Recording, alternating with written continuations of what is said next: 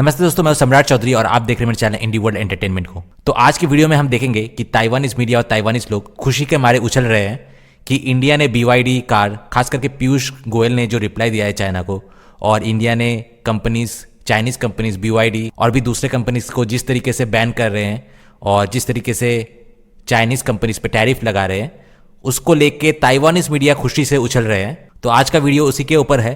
काफ़ी सारे इंसाइट्स और इन्फॉर्मेशन आपको इस वीडियो में देखने को मिलेगा कि ताइवानीज मीडिया या ताइवानीज लोग किस तरीके से सोचते हैं, और कमेंट सेक्शन में भी बहुत मज़ा आएगा। तो चलिए वीडियो शुरू करते हैं।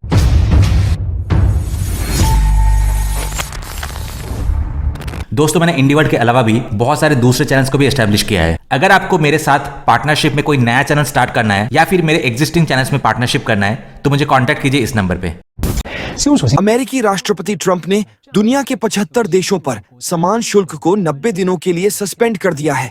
यह एकमात्र अवसर है जब चीनी कम्युनिस्ट पार्टी CCP का शुल्क दर 145% तक पहुंच गया है।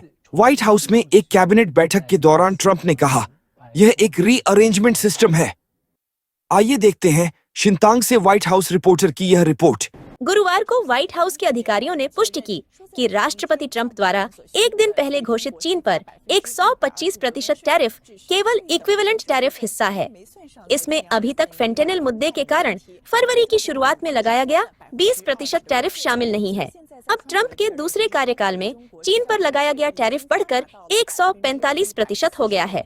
ट्रंप ने यह खुलासा नहीं किया कि चीन ने गुरुवार को उनसे संपर्क किया था या नहीं, लेकिन उन्हें लगता है कि दोनों पक्ष किसी समझौते पर पहुंचेंगे। उन्होंने कहा कि वह निश्चित रूप से CCP को यूनाइटेड स्टेट्स ऑफ अमेरिका का फायदा उठाने से रोकेंगे। ट्रंप ने कहा, हम देखेंगे कि चीन के साथ क्या होता है। उन्होंने वास्तव में लंबे समय तक हमारे देश का फायदा उठाया है। ट्रंप ने ताइवान सहित कई देशों पर अस्थायी रूप से उच्च टैरिफ लगा दिए। इसे एक महत्वपूर्ण मोड़ के रूप में देखा गया और इससे वैश्विक शेयर बाजार में भारी गिरावट आया। उसी दिन व्हाइट हाउस के आर्थिक सलाहकार हैसेट ने मीडिया को बताया कि अमेरिका 15 देशों के टैरिफ समझौते प्रस्तावों पर विचार कर रहा है।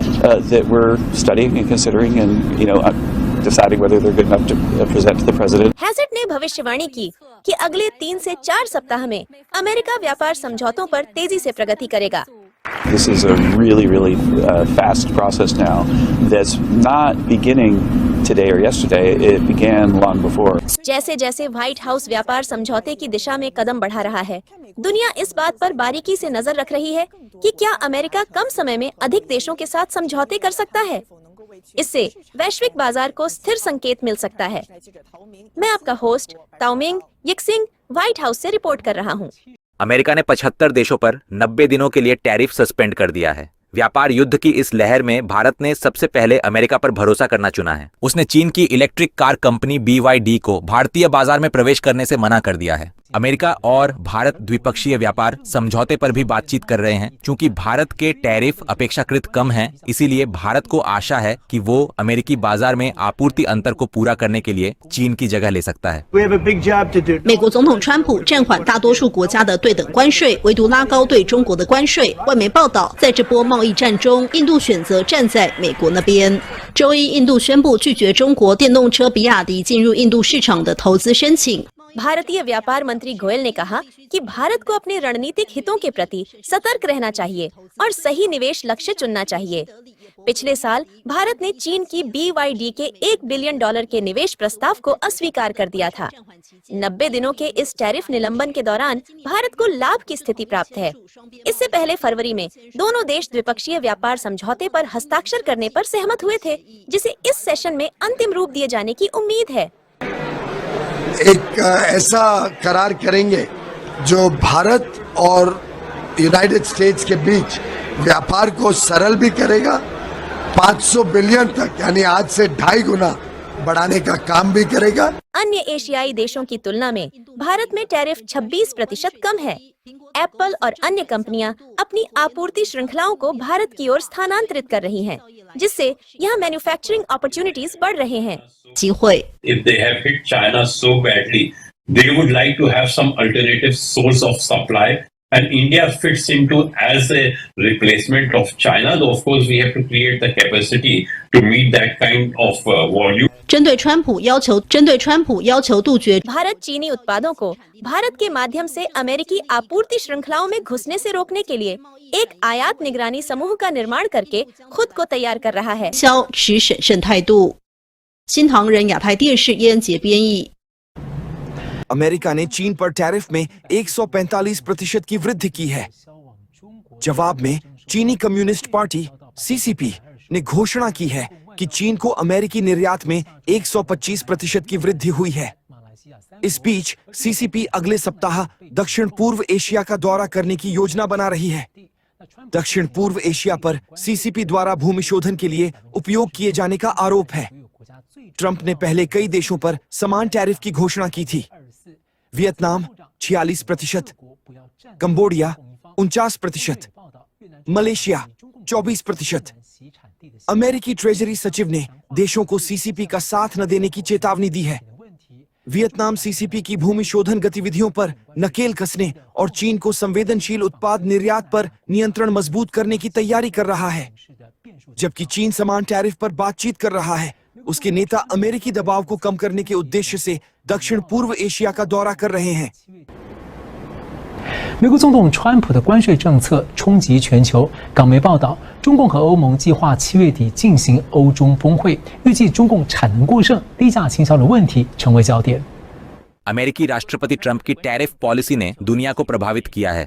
हांगकांग मीडिया ने बताया कि सीसीपी और यूरोपीय संघ जुलाई के अंत में यूरोप में एक शिखर सम्मेलन आयोजित करने की योजना बना रहे हैं, जिसमें चीन के ओवर प्रोडक्शन के मुद्दे पर ध्यान केंद्रित किया जाएगा। यूरोपीय आयोग की अध्यक्ष वॉन डेर लेयन ने चीन से अमेरिकी व्यापार तनाव के दौरान टैरिफ बढ़ाने से बचने का आग्रह किया। उन्होंने इस बात पर जोर दिया कि विश्व अर्थव्यवस्था के लिए स्थिरता महत्वपूर्ण है। चीन पर अमेरिकी टैरिफ वृद्धि से यूरोप में सस्ते चीनी सामानों की बाढ़ आ सकती है। वॉन डेर लेयन ने चीन की आर्थिक रणनीति की आलोचना करते हुए कहा कि अत्यधिक निवेश और ओवर प्रोडक्शन से ग्लोबल ट्रेड फ्रिक्शन पैदा होता है। यूरोप, जो पहले से ही इस्पात, सौर पैनल और इलेक्ट्रिक वाहन जैसे उद्योगों में सस्ते चीनी निर्यात से प्रभावित है, जवाबी कार्रवाई कर रहा है। पिछले नवंबर में यूरोपीय संघ ने चीनी इलेक्ट्रिक वाहनों पर 45.3% तक टैरिफ लगाया था। अब यूरोपीय संघ और चीन आगे के टैरिफ से बचने के लिए इलेक्ट्रिक वाहनों के लिए न्यूनतम मूल्य निर्धारित करने पर चर्चा कर रहे हैं। 香港的船运商 हांगकांग के निर्यातक और व्यापार समूह कानूनी मुद्दों और अनुबंध उल्लंघनों के डर से माल को न छोड़ने का आग्रह कर रहे हैं। 性的是 ताइवान में सरकार सक्रिय रूप से प्रतिक्रिया दे रही है। राष्ट्रपति रेक्स टिलरसन ताइचुंग शहर में भारी मशीनरी उद्योग का दौरा करने वाले हैं, जहां 20 से अधिक व्यवसाय संचालित होते हैं। ताइवान का लक्ष्य टैरिफ पर बातचीत करने के लिए अमेरिका के साथ जल्दी से जुड़ना है।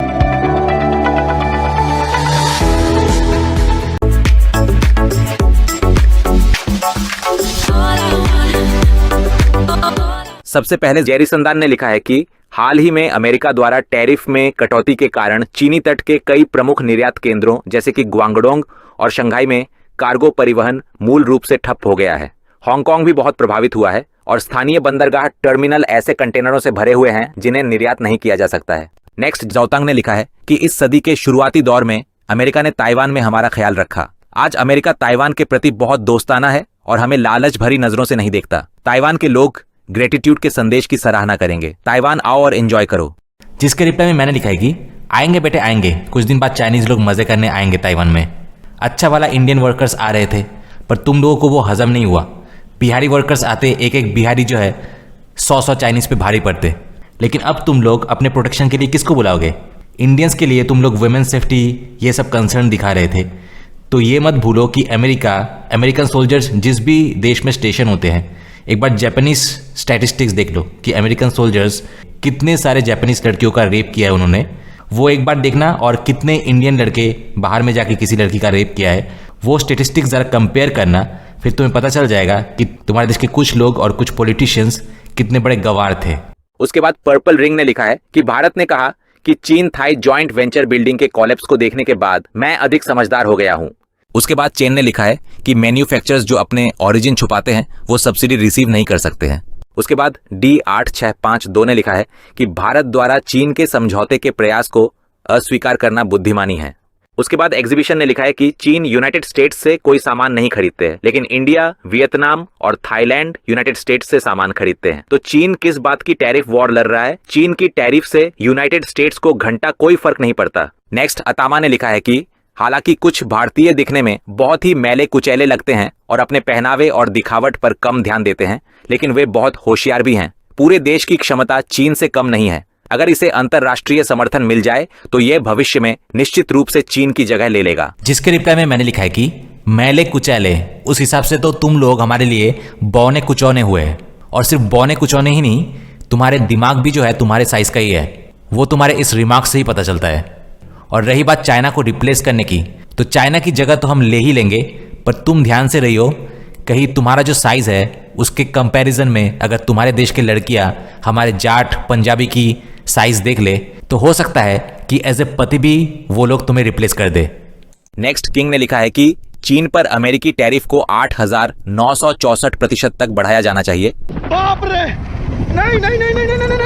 नेक्स्ट पॉन फोकस ने लिखा है कि चीन को उद्यमों को बनाए रखने के लिए जल्दी से बातचीत करने की जरूरत है। अगर वह बातचीत नहीं करता और बदलावों का इंतजार करता है तो निर्यात में विशेषज्ञता रखने वाले उद्यम अपने कारखानों को स्थानांतरित कर देंगे अगर उन्हें लगता है कि भविष्य निराशाजनक है। एक बार जब उद्यम स्थानांतरित करने का फैसला करते हैं तो यह बेकार हो जाएगा, भले ही आप चीन अमेरिका टैरिफ पर एक समझौते पर पहुंचे। अगर वो समझौता देर से हुआ तो कोई काम का नहीं होगा। उसके बाद डिंग फुक्सुन ने लिखा है कि भारत चीन की कम्युनिस्ट पार्टी के साथ सभी तरह के संपर्क से खुद को अलग करके सही काम कर रहा है। उसके बाद सपोर्ट ताइवान ने लिखा है कि भारतीय नेताओं के पास दिमाग है। उसके बाद ली हुआंग ने लिखा है कि भारत को संयुक्त राज्य अमेरिका द्वारा अतिरिक्त शुल्क लगाए जाने का भी डर है। उसके बाद एंडी ने लिखा है कि भारत में टैरिफ कम है, देशों को जल्दी से भारत की ओर रुख करना चाहिए, चाइना का बहिष्कार करें। उसके बाद एक्सपोलरिस ने लिखा है कि बातचीत का मतलब है टैरिफ बढ़ाना। उसके बाद एच है ने लिखा है कि भारत के पास पहले से ही अपनी टेस्ला है जो उत्पादन कर सकती है और अन्य देशों को बेच सकती है, तो उसे चीन की BYD की क्या जरूरत। उसके बाद तिसेहेंद्रा ने लिखा है कि क्या भारत ने संयुक्त राज्य अमेरिका का फायदा नहीं उठाया। उसके बाद CIUN ने लिखा है कि चीन भारत को नहीं बेचता, कहता है भारत को चीन की BYD कारें नहीं चाहिए। यह हास्यास्पद है। भारत BYD बसें खरीदना चाहता है, BYD कारें देने से पहले पूरा भुगतान चाहता है। भारत धोखा देना चाहता है ताकि सौदा सफल ना हो। अब कहता है भारत को यह नहीं चाहिए। यह हास्यास्पद है।